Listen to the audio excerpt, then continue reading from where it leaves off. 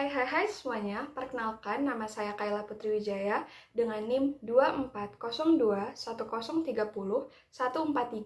akan membacakan cerita pendek yang berjudul Baliho, karya Gede Arianta Sutama yang diterbitkan pada tahun 2023. Ribuan baliho caleg mengepung kota kecil itu, dipasang semau gue, berbagai ukuran, saling sodok, dan beraneka warna.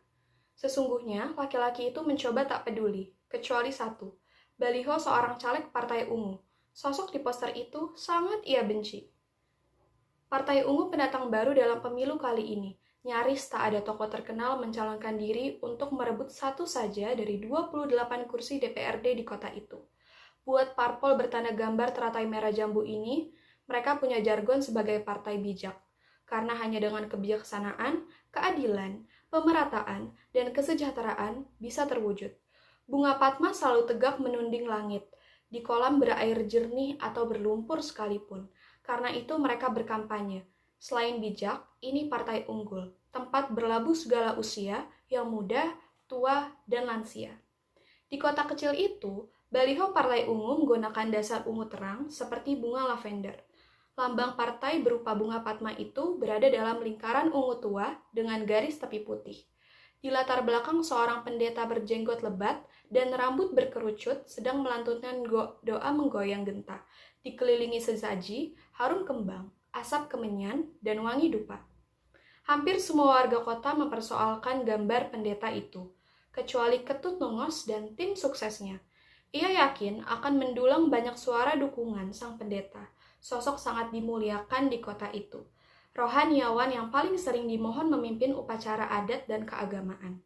Tempat anak-anak muda mohon doa restu dalam acara pernikahan agar rumah tangga mereka langgeng, banyak rezeki, dan bahagia. Di kota kecil itu, tak ada sosok yang lebih berpengaruh dibanding sang pendeta. Wajar kalau semua warga kota bertanya-tanya, seperti apa siasat bujuk rayu Ketut Nongos sampai berhasil menyeret sang pendeta ke kancah politik. Tapi buat laki-laki itu, persetan politik.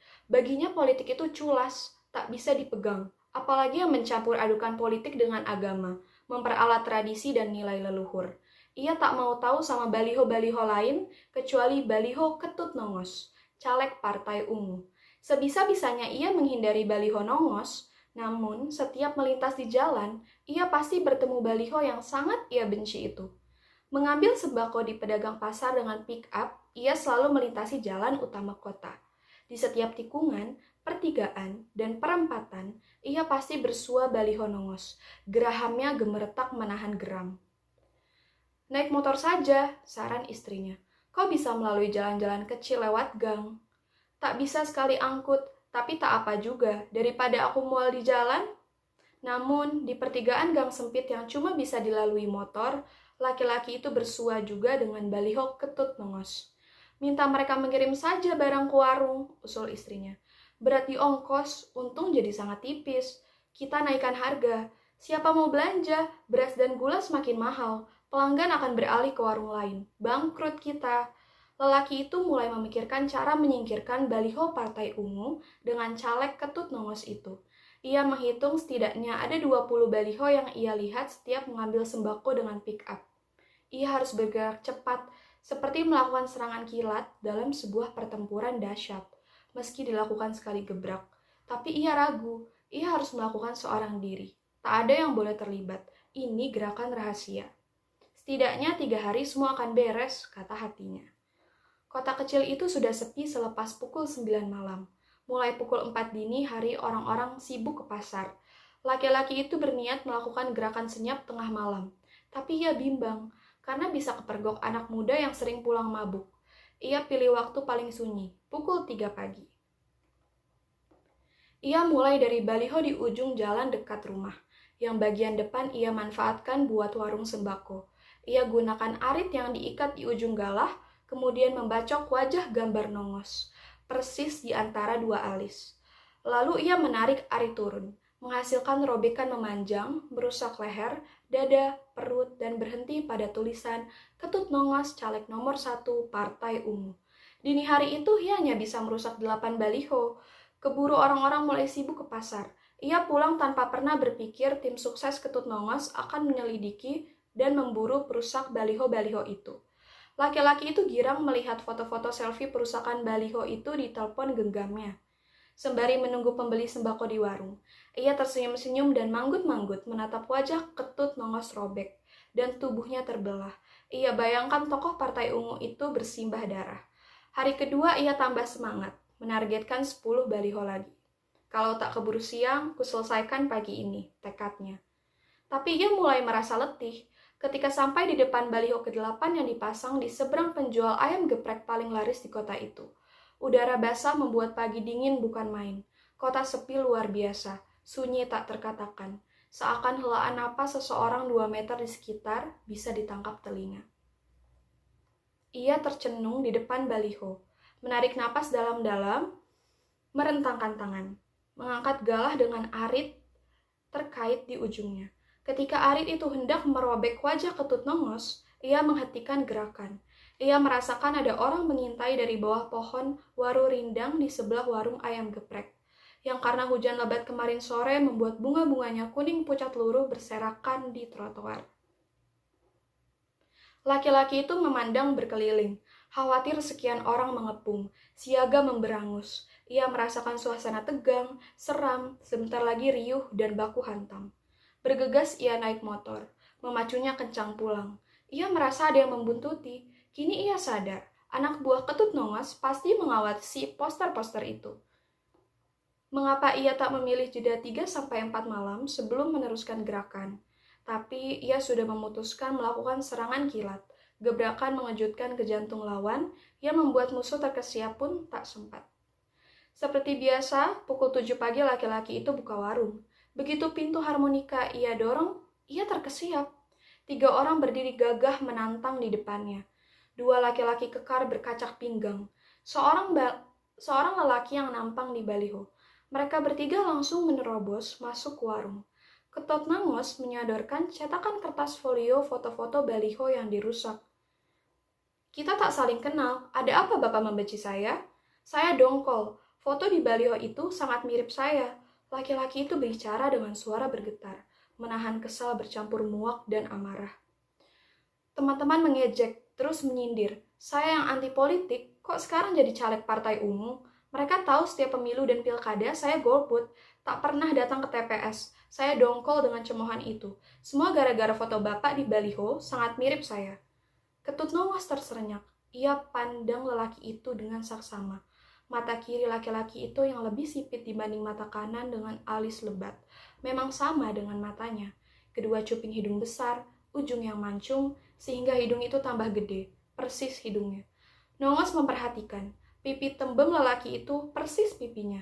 Dahinya juga sama, sempit ke atas, melebar ke samping.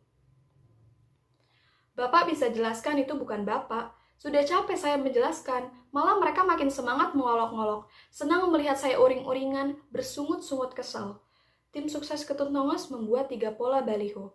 1 rancangan caleg itu membusungkan dada dengan tangan terkepal ke atas. Yang lain sikap namaste, tangan tercakup di depan dada.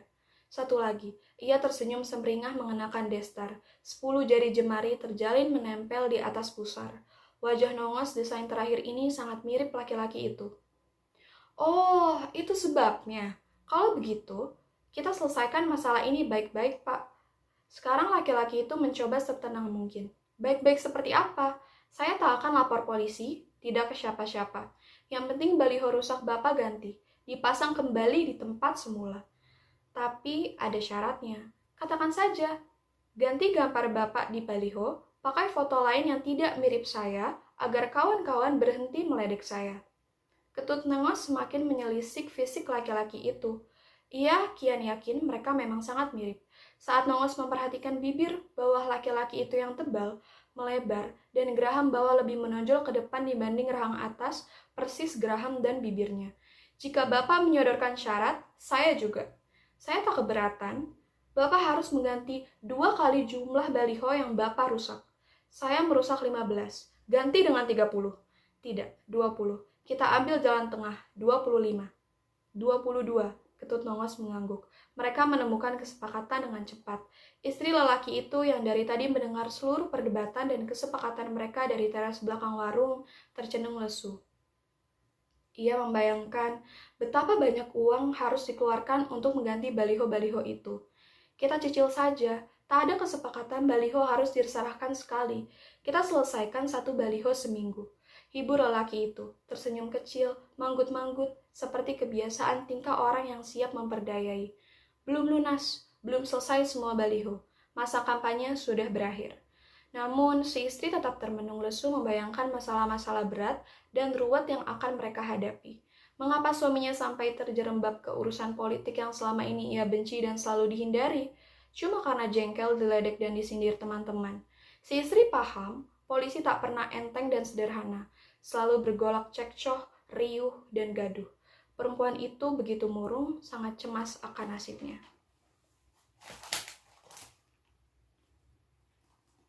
Alur yang digunakan dalam cerpen baliho adalah alur maju, karena cerita yang disampaikan menggambarkan perjalanan yang mengikuti urutan waktu.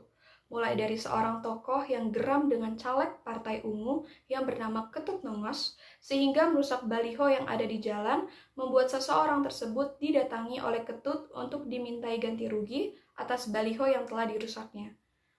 Tokoh pertama ada tokoh utama, yaitu seorang lelaki. Menurut saya, seorang lelaki ini pemberani, karena memiliki konflik yang mencerminkan realitas masyarakat, karena baginya politik itu culas dan tidak dapat dipercaya. Lalu yang kedua ada tokoh Ketut Nongos, yaitu seorang caleg Partai Ungu.